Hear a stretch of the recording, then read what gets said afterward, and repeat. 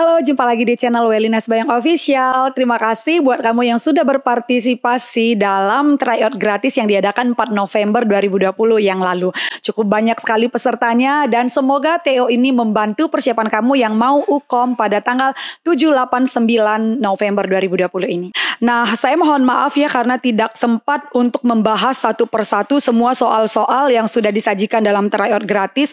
Tapi hari ini kita akan mengupload kira-kira sekitar 30 atau 40 soal dalam beberapa part video tentang pembahasan soal-soal yang kemungkinan besar akan keluar. Nah, di sini saya akan menjelaskan pembahasannya secara singkat saja supaya lebih banyak soal yang bisa kita bahas. Pembahasannya juga mungkin tidak akan sistematis seperti video-video sebelumnya, hanya kata-kata kuncinya saja dan mungkin juga akan beberapa soal bercampur dengan soal yang lain. Misalnya soal KB bercampur dengan persalinan, kehamilan, dan lain-lain.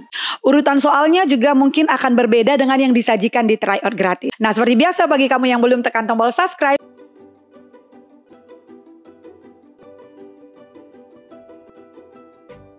jangan lupa di subscribe, share, like, dan komen. Terima kasih. Nah, kita langsung saja ke pembahasan soal.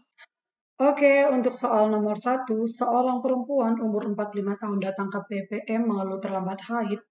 Nah, di sini hasil anamnesis haidnya tidak teratur sejak 6 bulan terakhir dan abseptor AKDR. Sering merasakan panas, memerah, dan berkeringat di malam hari. Nah, jadi ini merupakan ciri dari gejala dari perimenopause ya, karena dia sudah tidak teratur haid 6 bulan terakhir. Nah, kalau menopause itu dia sudah 12 bulan tidak haid. Jadi langsung saja kita di sini diagnosis apakah yang paling mungkin pada kasus tersebut adalah A. Perimenopause. Nah, kalau polimenore itu ditandai dengan haidnya 2 kali dalam sebulan ya, karena siklusnya pendek kurang dari 21 hari. Dan kalau amenore dia 3 bulan berturut-turut tidak haid. Nah, walaupun di soal sudah diterangkan terlambat haid selama 2 bulan, tapi ini bukan merupakan menore karena disertai dengan keluhan panas memerah pada wajah dan berkeringat pada malam hari. Ini merupakan gejala yang terjadi pada masa perimenopause. Jadi jawabannya A, perimenopause. Di sini seorang perempuan umur 52 tahun masih merupakan tentang menopause ya. Datang ke rumah sakit keluhan keluar bercak darah segar dari jalan lahir setelah bersenggama. Sudah tidak mendapatkan haid 1,5 tahun yang lalu, tidak menggunakan kontrasepsi dan sering mengalami keputihan. Nah, tekanan darah tanda-tanda vital normal, tidak teraba massa dan tidak merasakan adanya nyeri tekan. Nah, jadi di sini perlu pemeriksaan untuk menegakkan diagnosisnya itu adalah yang paling tepat ya biopsi. Karena dengan biopsi kita akan dapat menentukan apakah ibu mengalami sesuatu yang berbahaya yang bersifat keganasan CA atau yang lainnya. Nah, kalau darah lengkap mungkin belum dapat dengan pasti diagnosisnya. Pap smear juga ini untuk deteksi CA cervix, tapi lebih tepatnya itu adalah biopsi karena ada opsi pilihan biopsi. Jadi jawabannya adalah biopsi. Untuk soal nomor 3, ya di sini seorang perempuan umur 47 tahun datang ke BPM mengeluh haidnya tidak teratur selama 1 tahun. Dan anamnesis 3 bulan tidak haid, kadang sangat banyak, cemas, dada berdebar-debar, sulit tidur, dan mudah tersinggung. Nah, ini juga merupakan ciri-ciri gejala dari perimenopause. Tanda-tanda vital kita lihat normal ya, tensi 130/80, nadi 88, suhu 36, pernapasan 18. Keluhan ini pada umumnya sering dialami oleh siapa pada kasus tersebut? Penyakit jantung, perimenopause, gangguan psikologis, penurunan fungsi tubuh, peningkatan aktivitas yang berlebihan. Nah, yang paling tepat adalah B, premenopause. Oke, untuk soal nomor 4, ya ini juga masih cerita menopause karena umurnya 47 tahun. Ya, keluhannya mengalami haid sebulan 2 kali dalam 2 bulan terakhir. Nah, jadi artinya ini di sini sudah langsung kita diarahkan untuk memilih jawaban. Karena dalam sebulan 2 kali dia haid, berarti ini artinya siklusnya pendek, kurang dari 21 hari. Anamnesis biasanya haid ini teratur setiap bulannya, itu 28-30 hari. Nah, tekanan darah, tanda-tanda vital dalam batas normal ya. Abdomen juga tidak teraba adanya massa.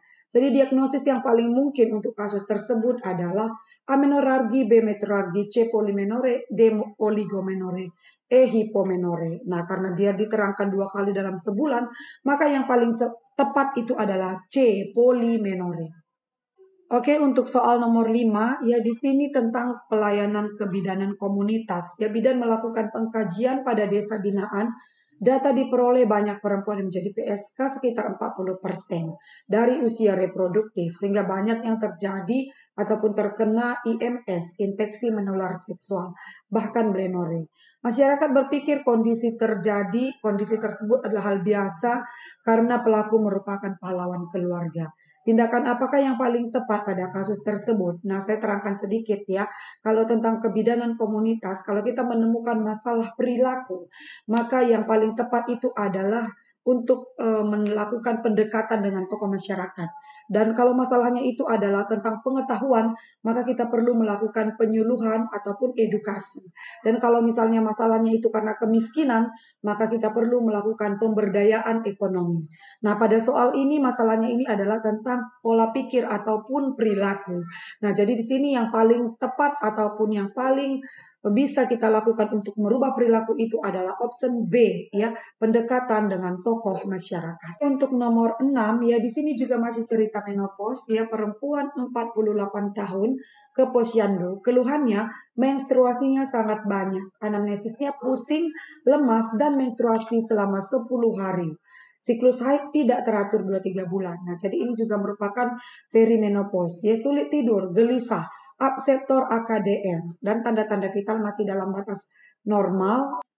Di sini tampak darah mengalir dari ostium uteri internum. Nah, jadi penyebab yang paling mungkin pada kasus tersebut adalah D. Gangguan hormonal. Ya, karena ini gangguan hormonal yang terjadi pada masa perimenopause. Jadi jawabannya yang paling tepat adalah D. Gangguan hormonal. Oke, di sini untuk soal ya nomor 7 di mana masih tentang menopause, ya, umurnya 48 tahun datang ke puskesmas, keluhannya haid sangat banyak, ya. Masih sama dengan soal sebelumnya. Anamnesis pusing, lemas, haidnya selama 10 hari.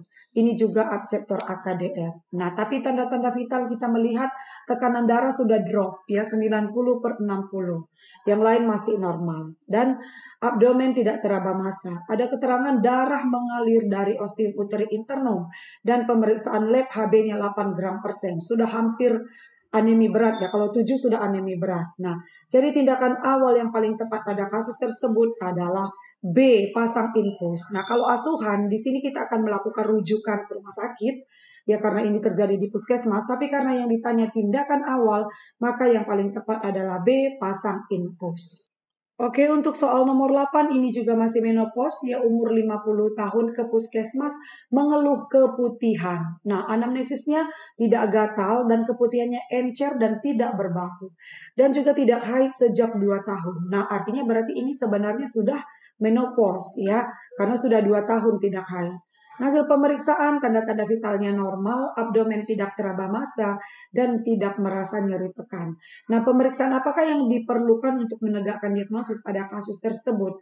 Nah, karena ini juga terjadi di puskesmas, maka yang paling tepat dilakukan di sini karena keluhannya keputihan, kita perlu cek apakah ada terjadi perubahan warna pada porsio, yaitu dengan melakukan pemeriksaan IPA, ya, inspeksi visual asam asetat sebagai deteksi dini terhadap diagnosis CA cervix. Jadi pemeriksaan yang kita lakukan itu adalah D, ya, infeksi visual asam asetat, IVA.